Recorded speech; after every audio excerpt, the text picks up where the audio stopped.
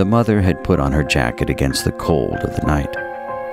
She had been up this street 1,000 times before in the many years she had lived here, but never like this. Where could my daughter be? She asked herself. She has never done anything like this before. Ever since arriving home that Friday afternoon from work, the mother had done nothing but search for her 13-year-old, her oldest child, her only daughter, her baby. She and her husband had telephoned neighbors, family friends of her daughter, then called them again and again. She was so reliable, so responsible. How could this happen?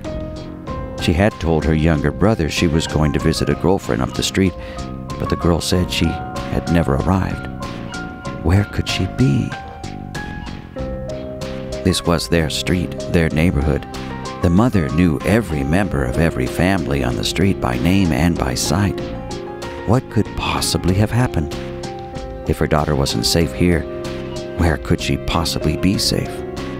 Why had she left the house when she had been told to stay? Why had she said she was going to her friends and then not arrived? Where could she be? Verging on hysterics, the mother knocked on doors she had been to previously, but again found no answers. Back on the sidewalk, she pulled her jacket tightly about her. My God, where could she be?